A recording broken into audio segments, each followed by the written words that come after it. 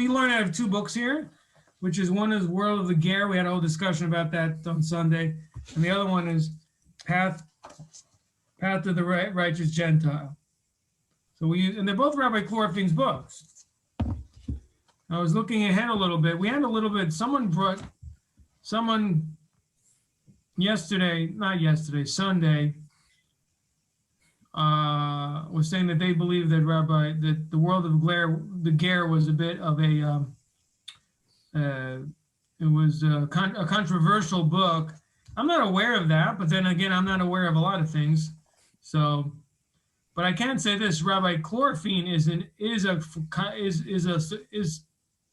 an expert. He specialized clearly in both halacha and in terms of the code and rules for Noahides, and also in terms of the history and the midrash and Torah history. He also, I was looking through the book more today, and his sources are just from all over about Noahides, Bnei Noach, Shem, Aver. We're going to go back to talking about Shem today. And look, you can't argue with his sources, you can't argue with it. So I don't know who said that he was controversial, but maybe he's just controversial for writing the book. In the days when he wrote the book, maybe that was the controversy. I don't know. Anyway, so let's go. I think I may be skipping around here. Let me see.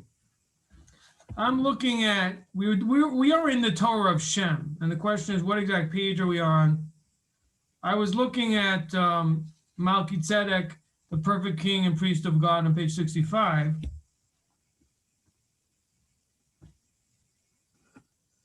I think we're about there. I think that's pretty close.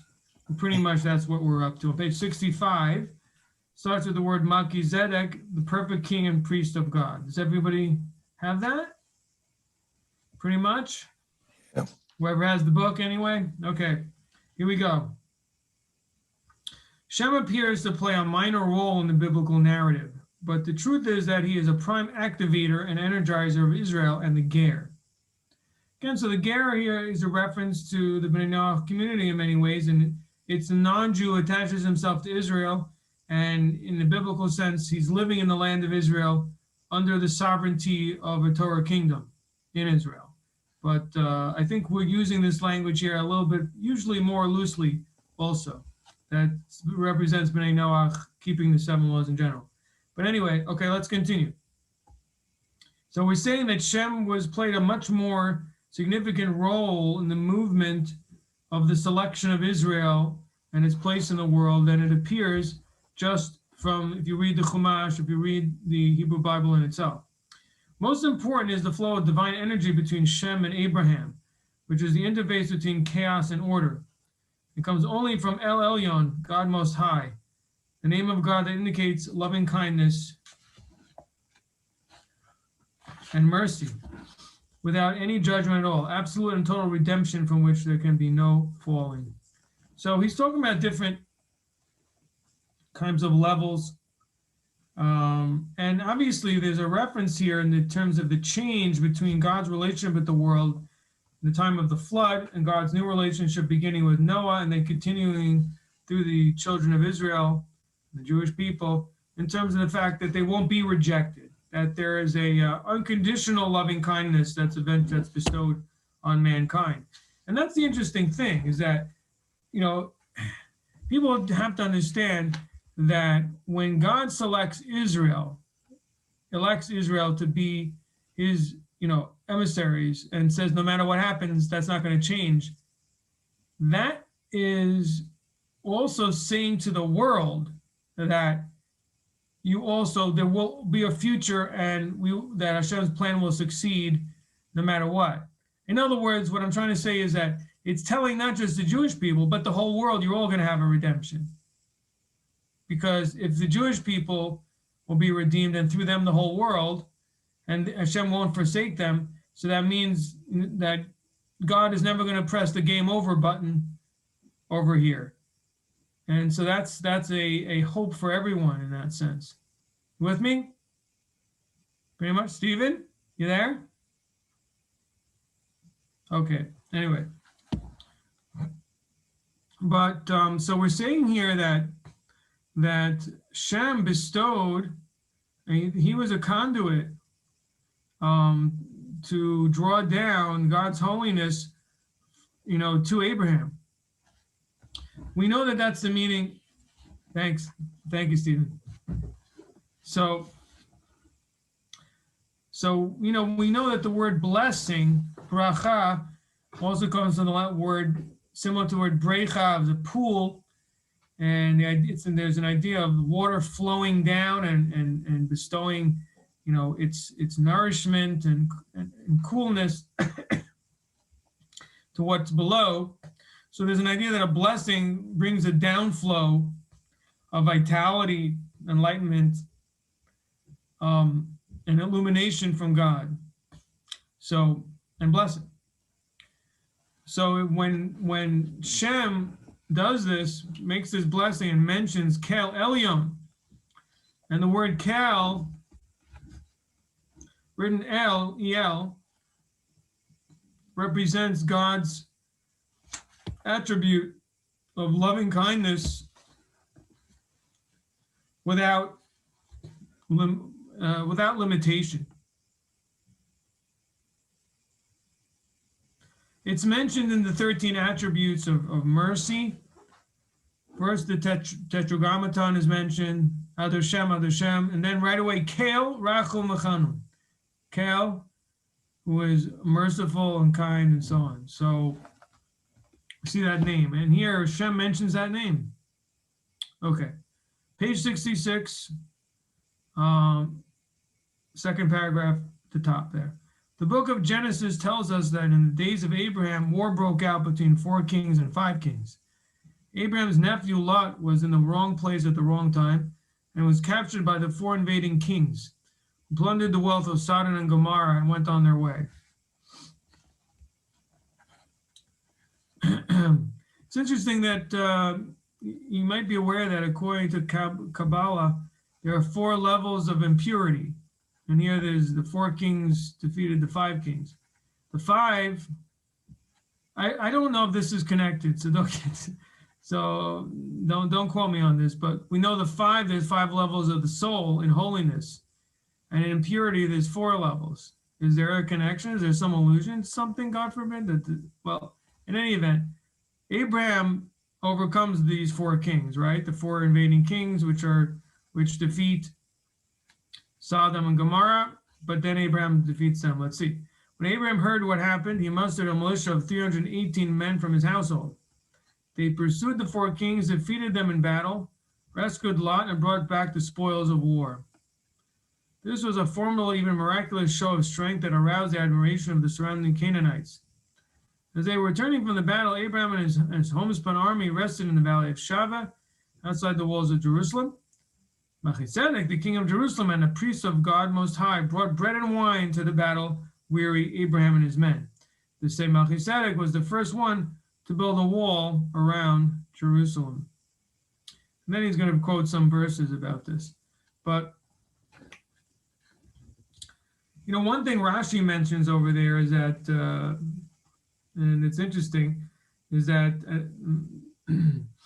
he says that despite the fact that Abraham had killed Malchizedek's, quote, children, because I guess there was still some of the children of Shem, or grandchildren, etc., that were involved in the fight, still he came out to bring bread and wine blessing to Abraham anyway.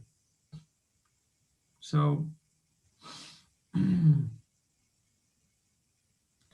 now Abraham, from his point, also presents to Malchizedek, presents to him some kind of a tithe or something, and that's obviously part of the verse that's not brought here. But that also reflects the fact that Shem Malchizedek was a priest. Okay.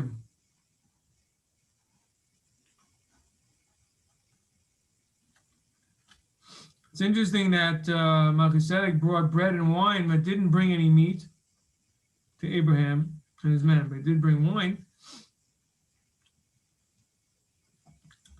It'll be interesting to understand. But it's also interesting that bread and wine are the two things that are brought in conjunction with offerings in the temple. I mean, there's the wine libations, and then there's the different loaves and so on that are brought with the offerings on a daily basis. So that's interesting. And so Melchizedek brings the same type of items that are brought together with an offering.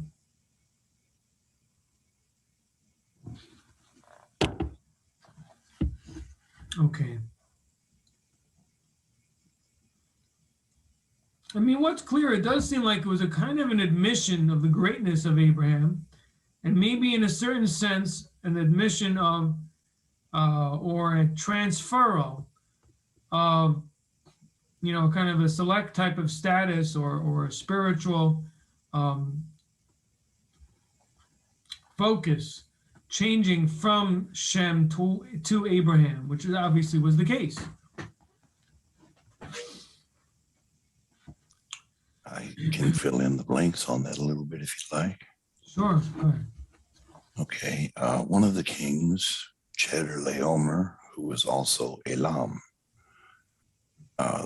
synonymous. The names are kind of played back and forth in the story, but that was Shem's actual firstborn son.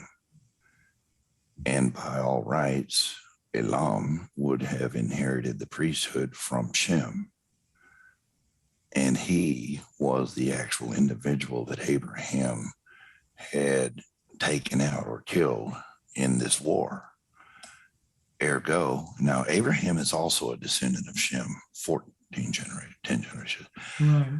And him having taken out Chedorlaomer, he then in that situation merited the priesthood.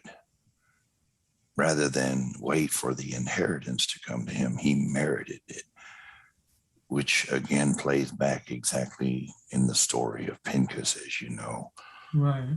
The priesthood after the order of Melchizedek. So that's kind of just a small portion of filling in the story there. Well, yeah, and that's wonderful. Thank you, Ross. And also fits in with the gifting to him of the presenting Abraham with the bread and wine as signifying the transfer of the priesthood. It's just so interesting. I mean, if you think about it, it's very strange. It's hard to a little bit to understand the whole story there because, I mean, Abraham's coming to the aid of the wicked kings in that case. I mean, we don't know a lot about Elam or Chedorlaomer, but we do know that the kings of Sodom and Gomorrah, those 5 kingdoms were no good. We know that. We also know that Lot was not really the most upstanding citizen either, and Abraham had to break off from him. So it's a very interesting situation here in which Abraham goes to support his nephew, who wasn't, that wonderful, and therefore stood up for these kings who were really bad news, the kings of Sodom and Gomorrah, these cities that were really evil, as we see later. And he goes and he kills the son of Shem, and by the fact that you're telling me that he could have been the priest is implying almost like that he was. I mean, I don't know the history of Chedorlaomer, but I'm just saying it's just an interesting situation here. Abraham kills Chedorlaomer, Shem's, who was supposed to inherit the priesthood, to save his nephew, who was kind of a bit of a, we say in Jewish slang, a no-goodnik, and he gets the priesthood. It's an interesting switch here. It's very fascinating. It's also fascinating Melchizedek's reaction. Look at that. He's a father, loses his son, and he accepts it. And he accepts what happened, and bows to it, submits to this, what happened, this fate as a sign of God. Clearly he accepts it as God's will, and transfers the blessing to Abraham. So it's just an interesting situation because, like you say, with Pinchas, he's standing up for the congregation against, an outrage and a transgression that's, extremely serious and could cause, the undoing of the Jewish nation. If the mixing could continue. And here we have Abraham. We don't see any of that in the story, here with Abraham, except you could say this interesting thing about what Abraham is doing, which just came to my mind. Ross, let me know what you think about this. Just really on the moment as I'm thinking about these questions.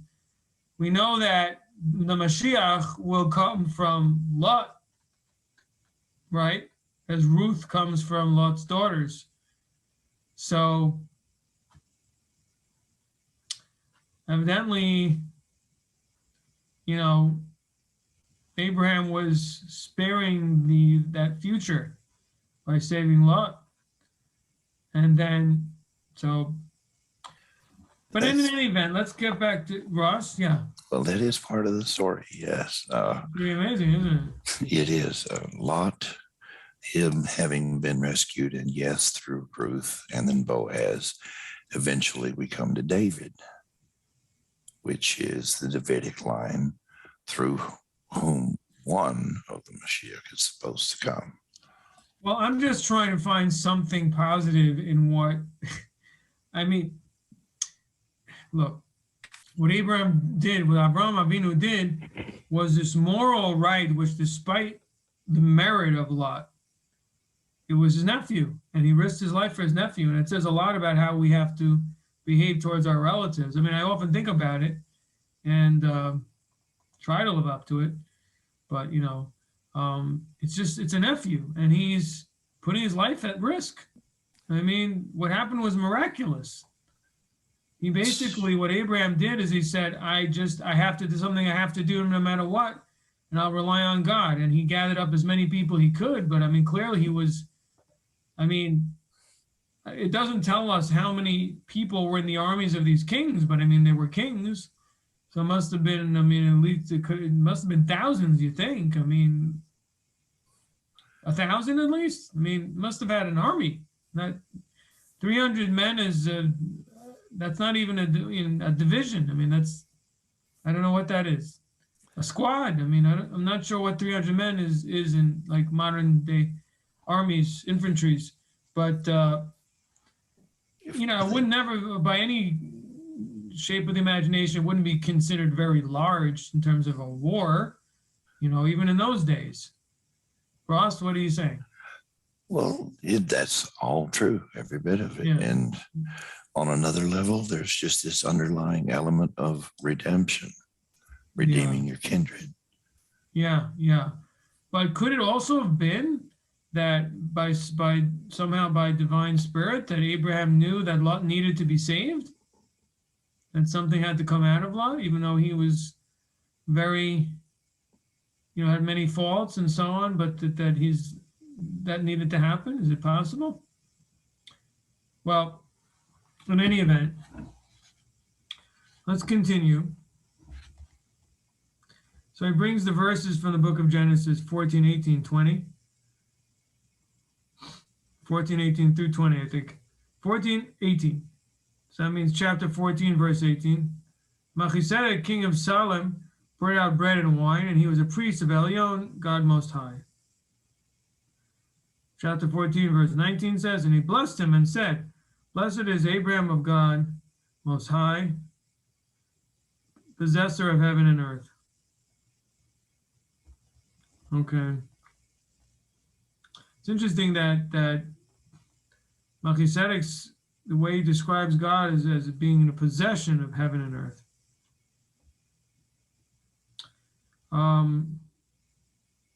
Which actually fits in and is an allusion to this idea we spoke about, because the idea is everything belongs to God, and therefore the priesthood belongs to God, and if God took it from my son, presented it to Abraham, I must accept this.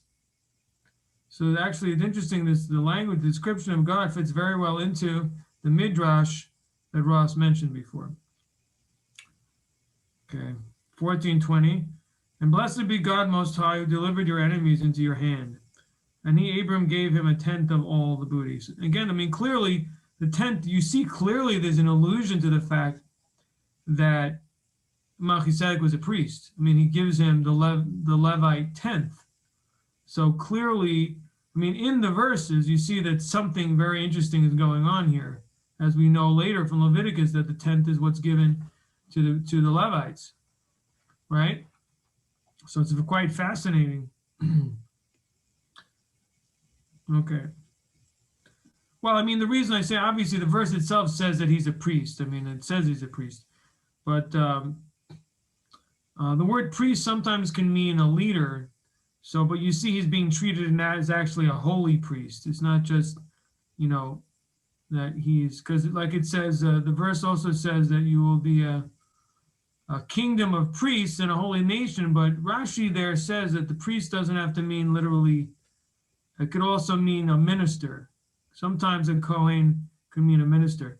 So, but you see from Abraham's behavior towards Malchizedek that he was literally a priest in the literal sense. Okay. So there's the comments here of Rabbi Korfin and Rabbi Katz. This meeting of Malchizedek and Abraham is more than a historic moment. It opens a channel of God's bestowal of freedom and holiness to the world forever. That's incredible. That's incredible what he's saying there. But it's also interesting is that he gives no source for it, but it must be based on something. And so that's very mysterious. And I should have a talk with Rabbi Korfin and see. Let's go to the next paragraph. Maybe there's more of a source there. Let's see. And who is this Malchizedek? No, he goes on to a different topic. So it's fascinating that I think we're going to get back to it. I think he's going to get back to explaining this point soon. I think it may have to do with the Zohar that's coming up. But he's saying that, again, as I mentioned before, that the blessing that Malchizedek gives to Abraham is basically brings about a downflow of God's spiritual blessing, particularly, if not also physical, from him to Abraham. So, I mean, it's like Ross is saying that basically what Malchizedek is saying is that my line will continue through you. Now Shem was blessed by Noah, right? Shem was blessed and Ham was not. Ham was cursed, and that's a theme that continues to run through Genesis. And you know, Rashi said what, right? Rashi says that Abraham didn't want to give his son to Eliezer's daughter because Eliezer was cursed. Even though he merited so much, Eliezer was an incredible person of great stature. But because somehow in his line there was something that was not good, so Avram says, no, I can't give my daughter to you. So, you know, I guess it's implying here that Malchizedek is saying that blessing I got from Noah, which God assented to as being, yes, this is correct. You're going carrying the mantle. That's going to you. Ross? Without taking up too much time, Shem was actually the youngest of Noah's three sons. And yes, Ham should have been the priest. But because of what he did, he became cursed. And the priesthood had passed to Shem at that point. So Shem, in a sense, inherited the priesthood by the downfall of his brother. And it's in the same vein as we see with Jacob and Esau. Esau was actually the firstborn, but Jacob inherited Manasseh and Ephraim. The story continues, the switching as we go. Yeah, another switching. Interesting. Also interesting that Shem obtains the priesthood through an act of modesty, and so does Pinchas. Through standing up against promiscuity, they both gain the priesthood. Different way, not exactly the same story, obviously, but there's a similar element running through those stories. Just real quick, Tanisha has a hand up. I don't know if you want. Sure. Oh yeah. Thanks for pointing it out. Thank you, Tanisha. You can unmute and ask. Okay. On the how was it? I understand the fact of what the act that Ham did, but in the Tanakh, it says that God blessed all of Noah's children. So did he retake the blessing from Ham because of the act that he committed? Or maybe I'm looking at it wrong, or I'm not understanding it correctly, but why was one minute the children are blessed, and then the next minute Ham's not blessed anymore? He's cursed. But doesn't it say that the land of Canaan was cursed and not Ham?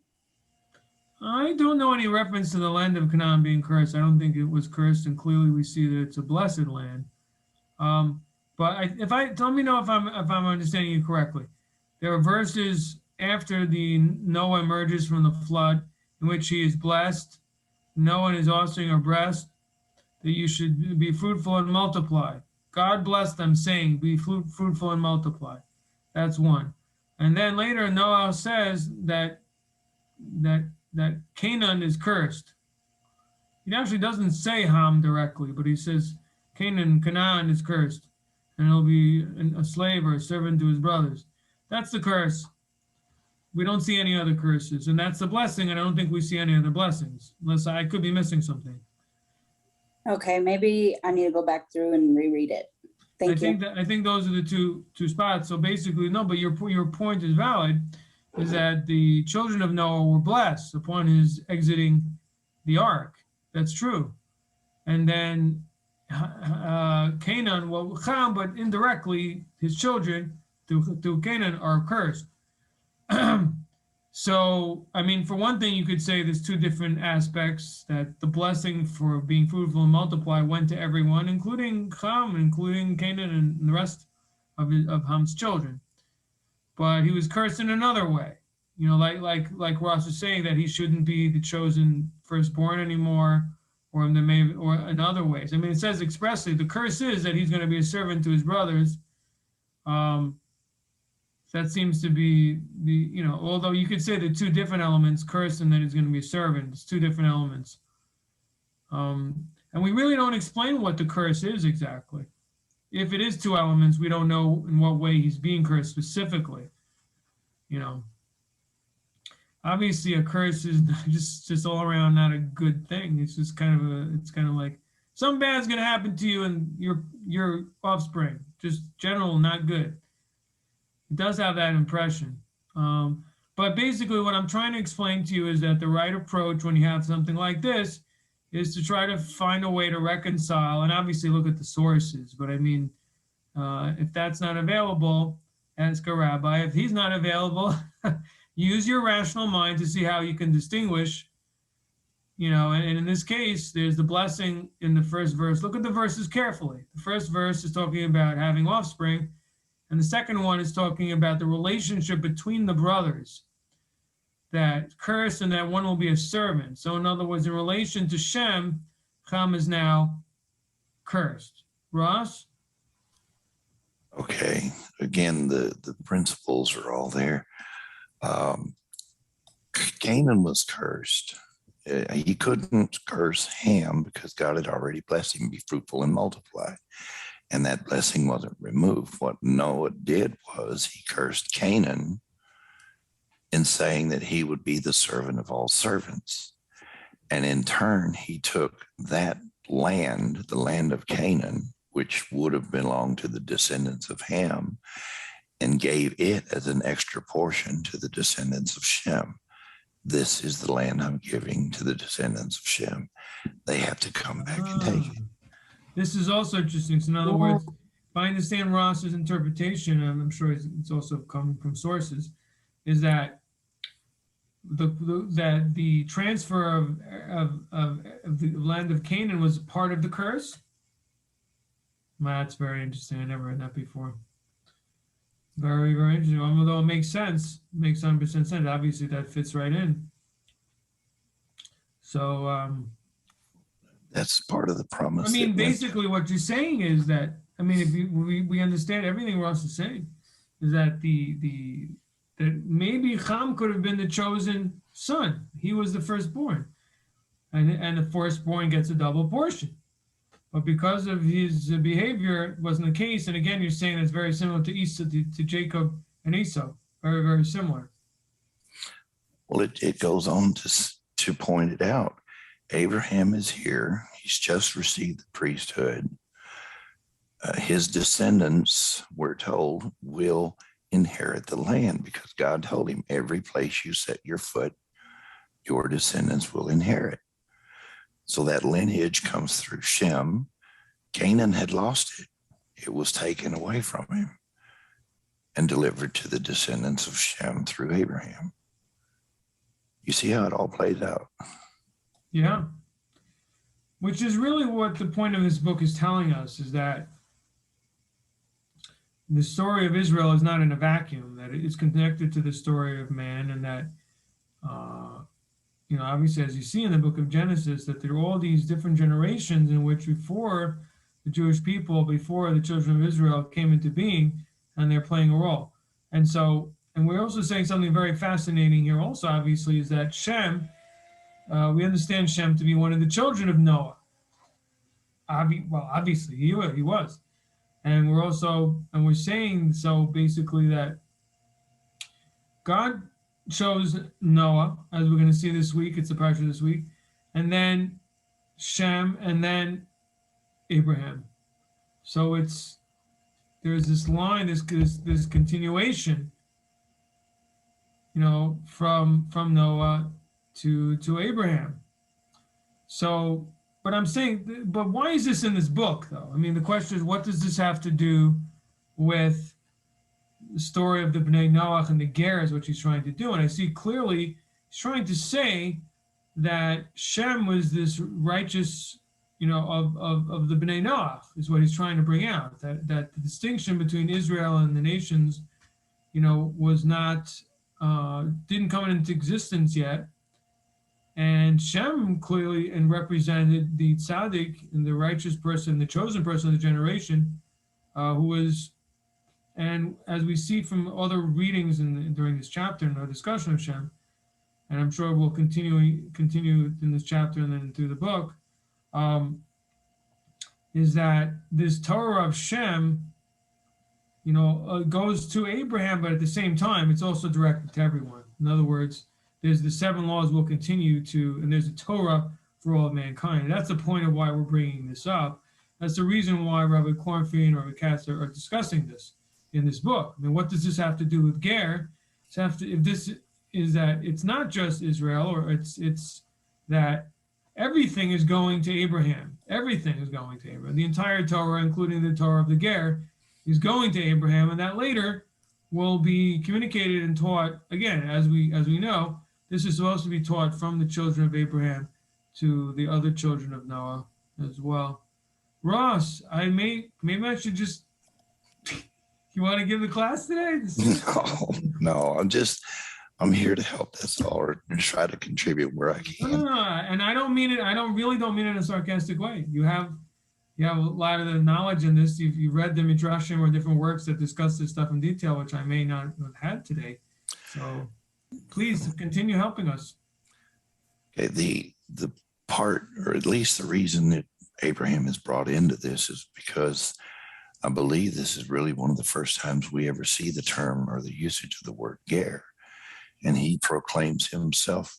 He says, I am a Ger ve'tosha among you, saying that, of course, to the Hittites. So this is where we're introduced to the idea, if you will, of Ger. And in this particular context, it has a variety of meanings, but one essentially is, I used to be an idolater, and now I've come to worship Hashem only. So in that sense, I am a stranger. I've left idolatry and come to worship one God only, whereas you still do. And now I am sojourning among you, you idolaters. So that's one idea or one concept. And that's a reference to Abraham. But the question is, why are we focusing on Malchizedek and Shem?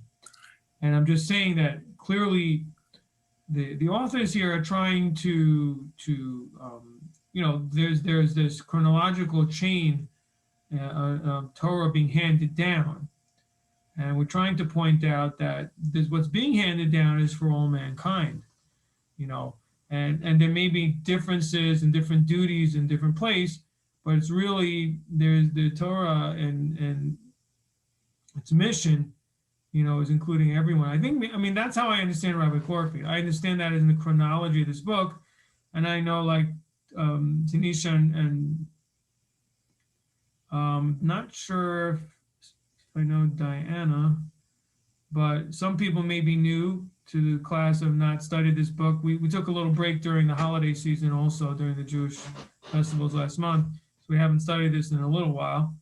But we've gone through again from Adam to Noah, Shem, and now we're going to Abraham, and we pointed out some distinctions between Noah's salvation and Abraham representing redemption. Earlier on in this chapter or the previous chapter, and now we're focusing on Shem and look, there's midrashim talking about Shem, about how God chose him and how he rebuked the generation of the flood. So I believe the point is to bring out the history of the Bnei Noach, meaning those righteous who weren't Jewish, and also to see the relation between Abraham, who still wasn't Jewish, by the way, as you know, but to show the relationship between these groups, and also to show the tradition being handed down of Torah, which came from Shem, at a time when it wasn't specifically, uniquely, as the word sometimes used, peculiarly, specifically for written for the Jewish people. I mean, what I'm trying to say is, this is obviously an issue, for the Ger of the Bnei Noach in general. As you approach the Torah, as it's written, it's not addressed to the Bnei Noach community, generally speaking. And so again, we have to go through it, parse through it. What is directed to us? What isn't? And in what way? And if it is all, and so on. It's a constant discussion that we have. And what the book is bringing out is that the tradition, so really the oral Torah, there's an oral tradition which is relevant to everyone. And originally, as we said in previous chapters, it was more in a Kabbalistic form, in a way of communion with God and how to behave in order to get to that level of prophecy. And that was something that was to Noah and to Shem. And that was part of that was in the yeshiva of Shem and Aver. Am I saying good? Ross, Sandy, everybody? Anyone else? Pretty much? Okay. All right. Let's see, what time is it? Okay, let's stop over here. And we'll go on from the Zohar next time. It's very interesting, the statement of the Zohar. Let's do a little bit of 7 laws, path to the righteous Gentile. See what we're up to.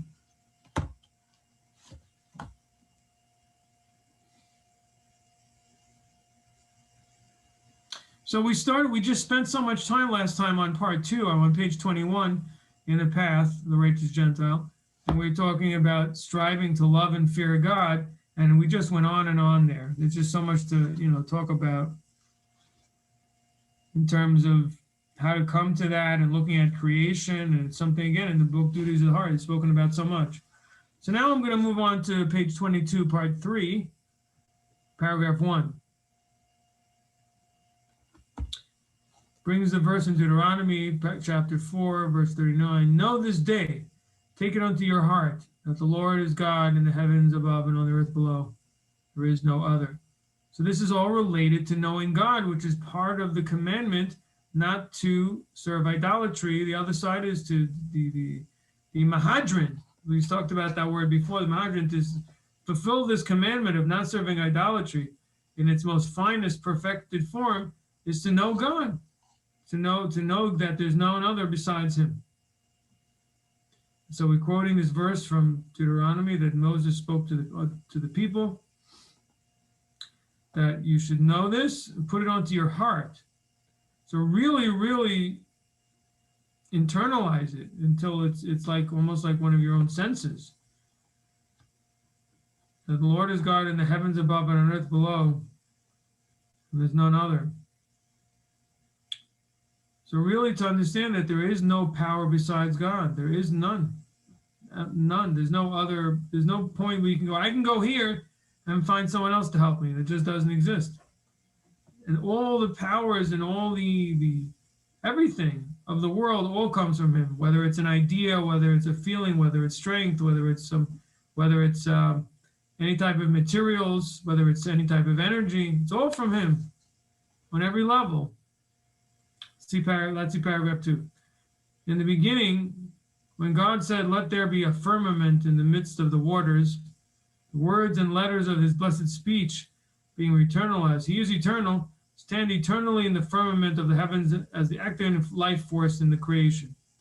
Were God to retract His words or cause the letters of His speech to depart even for an instant, the heavens would immediately return to absolute nothingness, just as they were prior to having been created by God, saying, "Let there be firmament." In other words, basically what we're saying is that everything in existence is because God's continuously intending that it should, His will is that it should continue to exist. And if God, for so to speak, for any moment, that will leaves and God's, so to speak, attention is no longer there, thing ceases to exist. So in other words, it's not the idea that God created the world and then can depart. No, God's continuously involved and continuously, in other words, nothing in creation really has its own independent foundation or independence at all. It's completely dependent upon God's existence. So obviously that's the polar opposite of idolatry. Idolatry is the idea that there isn't another power at the very least. In fact, the person's emphasizing that other power.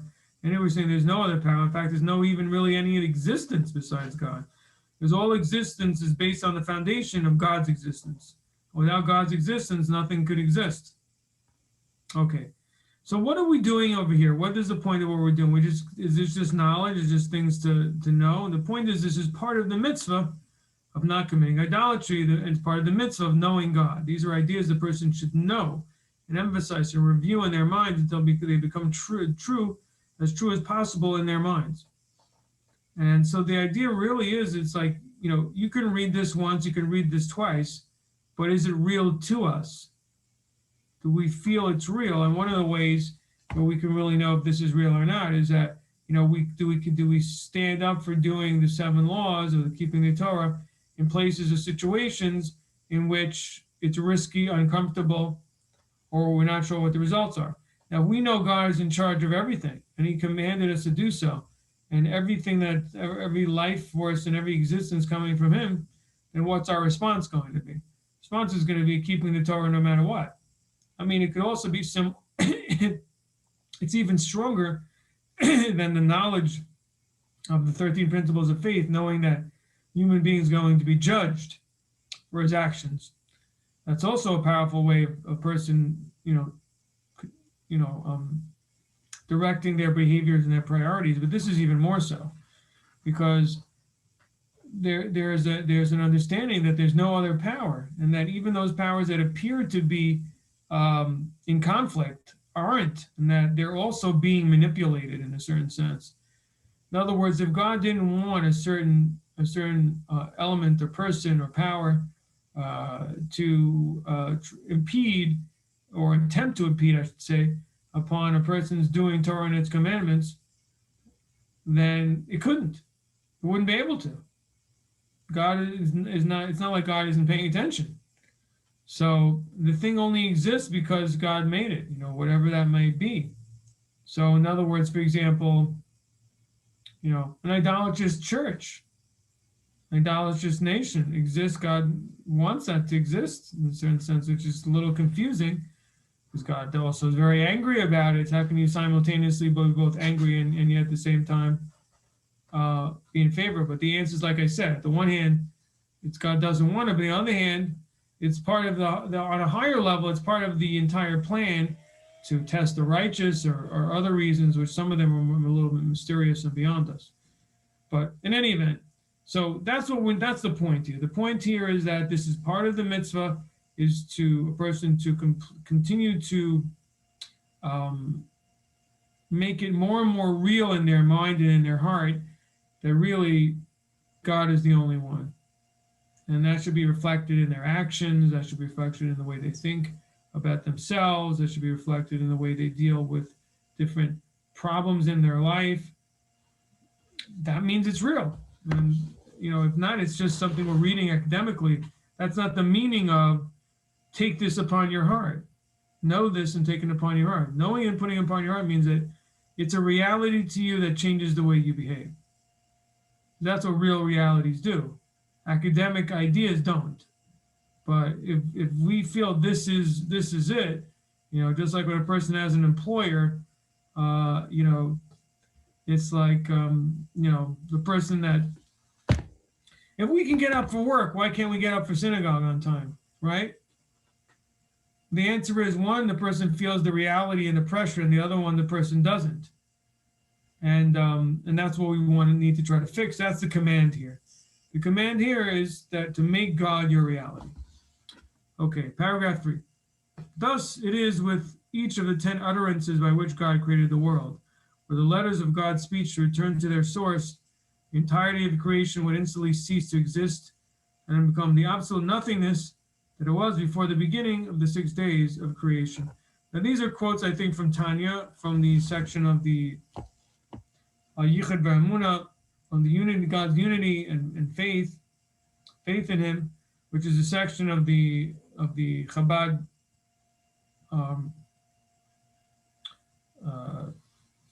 what should I call it? Treatise, or the Chabad masterwork, the famous work of Tanya. I think he's quoting directly from the book. So 3 is a continuation of paragraph 2, just to say that this applies to all the other utterances, that we compare God's creation of the world to simply speech, that everything you see around, I think I spoke about this on a previous lecture, that everything, all of the reality as we know it, is really almost an unreality vis-a-vis God Himself. Just like your speech compared to your body and your own soul and existence is like nothing, just one blow in the wind. The same way the whole universe vis-a-vis God Himself has no vitality, is no comparison to. It's almost like vis-a-vis that. It's just nothing. It's a breath. It's just a blow in the wind compared to God. Paragraph 4. One who contemplates the foregoing can begin to understand how God was one and unique and alone before He created the world, and remains equally one and unique and alone even after He created the world. That the creation of the world in no way added anything to His completeness and perfection. Because if everything's coming from Him anyway, and everything's a part of Him anyway, He's unchanged. It's not affecting Him. He's not gaining anything from it in any way. And it's basically completely null and void to Him, because if one moment he drops, so to speak, you're holding something. So without your power, it's like a puppet. I mean, a puppet in the hands of a puppeteer is really nothing. As soon as he stops using it, it collapses. And that's exactly what we're saying about all of the cosmos. Okay. Paragraph 5. This seems to be a paradox.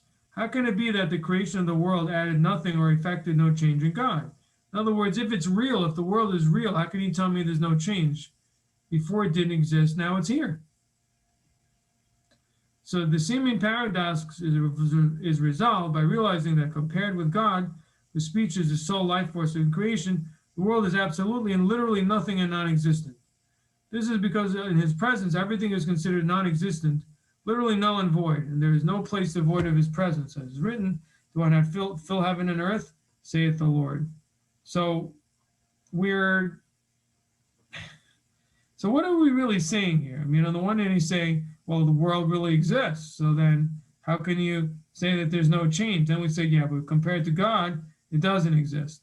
So we're basically what we're saying, it does exist, but comparatively speaking, it doesn't exist.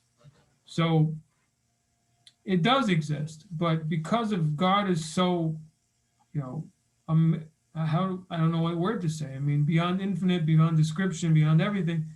And therefore, compared to him, the world is nothing.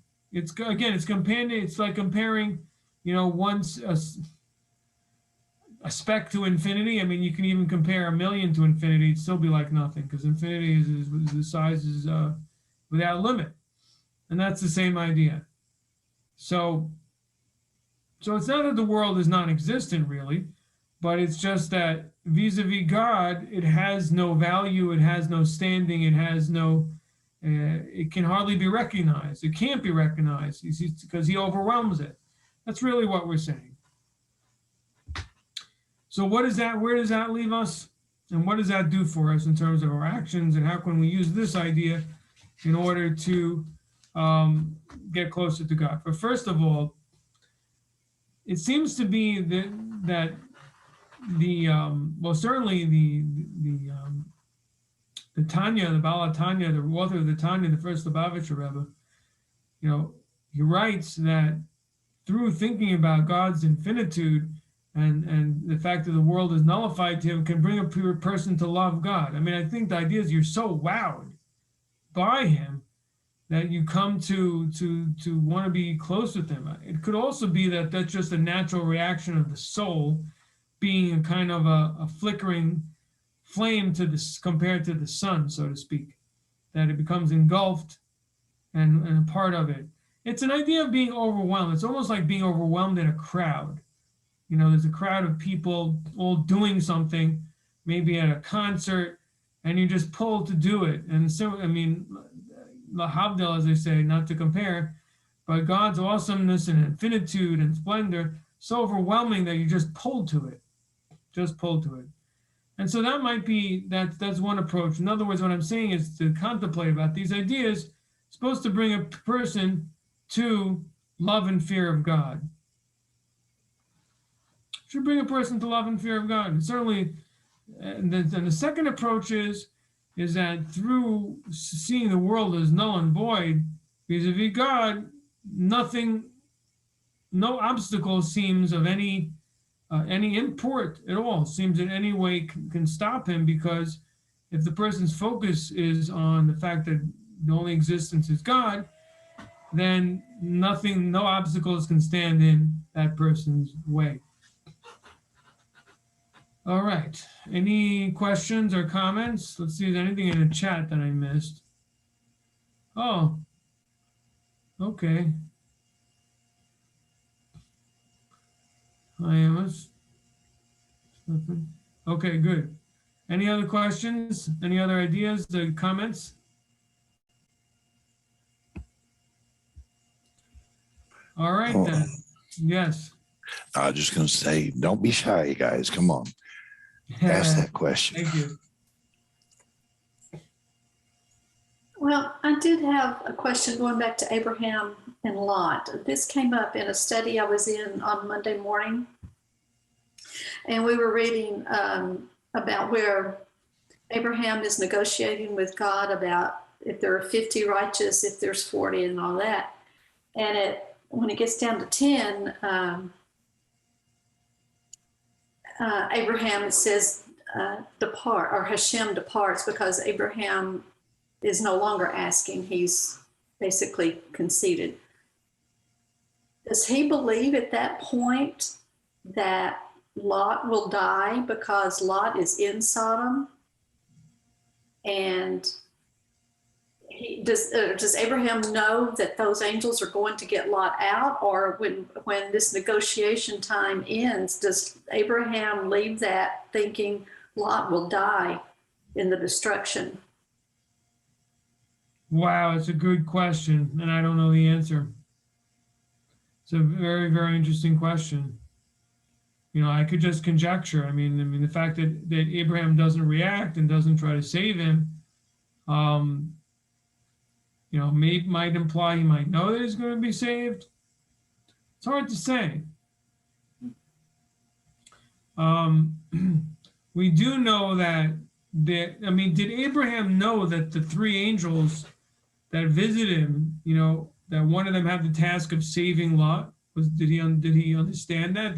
Was he told, or did he understand it? Yeah, Maybe he did. Maybe he understood that was the case. On the other hand, the verse says that God says, "Can I hide from Abraham what I'm doing?" Which implies that he didn't learn from the angels, but that God directly told him about his plans. So I don't know. I mean, it is interesting that he makes no mention of his nephew. Which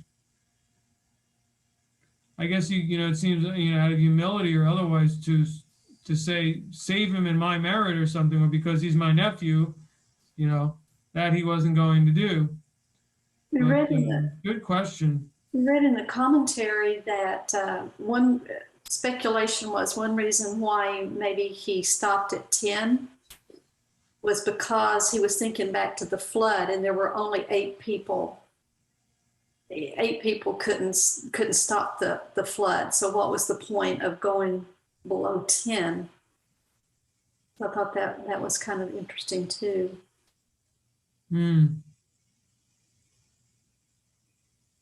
I have a little bit of a point of view, if I may. Please. If we're looking on the timeline, logically, Abraham's already gone and rescued Lot once, brought him back. And apparently there were survivors from this, and they went back and more or less picked up where they left off, meaning Lot would have returned back to Sodom where he was originally anyway. So now God is coming to announce a final judgment on this place. And Abraham knows that Lot went right back and resettled. So he's like, I always felt like the 50, 40, 30, 20, 10 was in some way Abraham saying, has Lot been successful in converting anyone at all? That's a very interesting point you're making. Yeah, I mean, the question also, I mean, the sad tragedy of it is what they weren't moved by the miracle that happened to Abraham. I mean, we just were discussing it. They were defeated by 4 kings, but Abraham with 318 men with him defeated the 4 kings. You'd think that was such a miracle, they should have been moved to, shaken up. I mean, really, think about it. I mean, they're defeated. Their people are taken into captivity. Abraham saves them all, and then they just go back to their old ways again. I mean, how many years later is this? I'm not so good at that kind of chronology, but some years later, and they're just back to their old tricks. It's unbelievable. It's very sad. And they learned absolutely nothing, clearly. Now, not only they learned nothing, but they don't even learn anything from Abraham's heroism and kindness that he went to save. And what are they doing to strangers? Torturing strangers? I mean, it's unbelievable. So they just takers, sense of entitlement, They were saved and everything, very good, and they went back to the way it was before.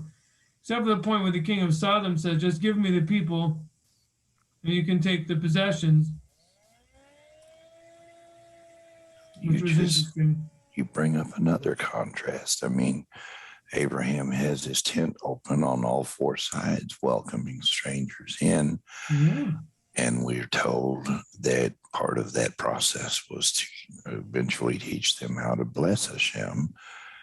And Sodom and Gomorrah is like, they've got people watching on the walls to see who the next victim is, if you will.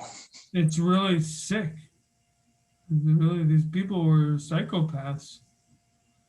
I mean, it's unthinkable that Lot would live among such people.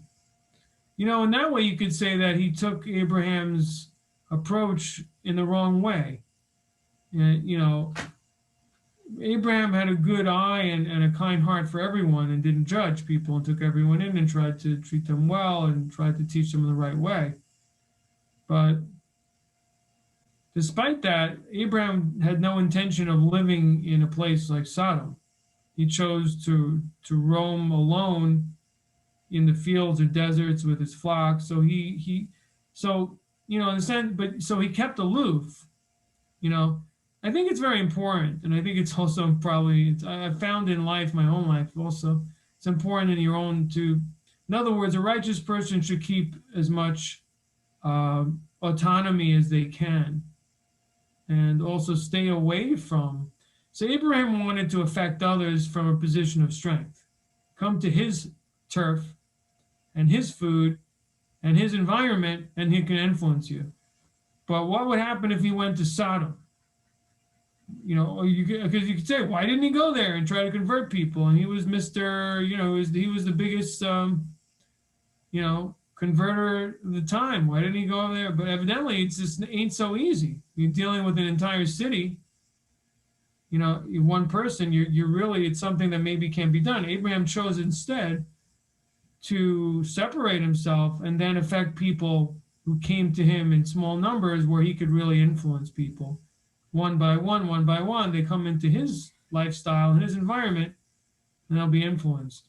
And it seems like Lot didn't understand that. I mean, at least you could interpret it that Lot at least told himself in the beginning that, I'm going to go there and I'm going to have this good influence there. So yeah, I'm going to do good work. And in the end, although he kept a little bit, because he did invite in these guests and put his life at risk, but still, he unfortunately conformed much too much. So, one more, if I may. One more little comment, if I may. Lot did actually try, and because he tried to rebuke those people for what they were doing. And that's exactly what happened to him. Who made you judge over us? You come here in our town, settle amongst us, and you're going to tell us how we should behave? That's the problem. Exactly. So we literally see that Avram's point, that this does not work, and it also shows the idea later that it was going to be the children of Israel. The idea is to create a paradigm, create a nation where they're independent and not and autonomous and under a government, under the control of a Torah power, as opposed to what we have now, is that, Jews who follow Torah in exile, basically for the most part, and under the control of others, unable to fully fulfill their mission in full because of that. So there's, this is God's mysteries. And, it's a discussion from another time as far as what's the point of exile and what could be accomplished in exile. We can all understand it a little bit, but yeah. So in any event, so that's, I think, a big lesson we can learn from that story is to try to create our own spaces with our own autonomy, sacred spaces, and to be inviting and reach out, but to bring people to our environment as opposed to thinking that we can go to overwhelmingly hostile environments and change them. It's highly unlikely. It's more likely we'll be influenced by them. So I think that's the lesson I see there. All right, everybody. I heard an analogy one time along those lines, that if you think of somebody that's down in a pit and you're trying to get them out, it's easier for them to pull you down into the pit than for you to pull them up out of the pit. So I think that's a good analogy of what you were just saying. You certainly don't jump down into the pit to try to get him out. That's not very helpful. No, then you're both in the pit. And you're both in the pit, so that doesn't help. Yeah, exactly. So, but we see that development again beginning with Abraham is this approach of family, of creating this paradigm of an example, and from the healthy autonomous space trying to affect the outside, as opposed to just going and mixing on the outside. And unfortunately, as we know, that the righteous people who did that, they disappeared. Abraham has a different approach. But it's what's so interesting, it's nuanced. It's like Noah because he's keeping separate, but he's reaching out in a much stronger, aggressive way than Noah did. The Midrash tells us that Noah built the ark. When people would come, he would tell them, that listen, this is, there's a flood coming, so on. So he was also rebuking people, but it seems like it wasn't proactive enough.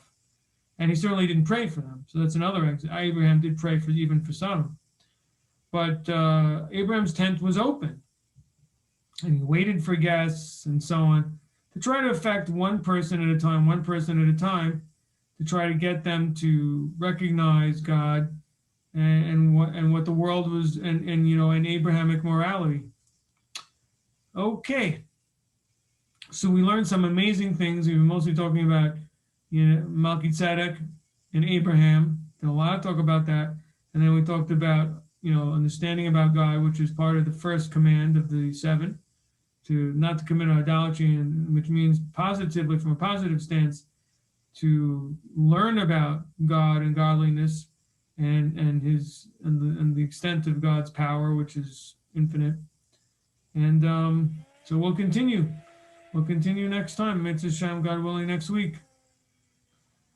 And thank you, everyone, for your participation. And Ross, thank you for your additional, knowledge there. We very much appreciate it. And I very much appreciate it. Thank you. Thank you for the opportunity. Just wish my voice was better. It's fine. All right. Thank you, everyone. Thank you, everyone, for joining. And be well next week. Bye, Latov.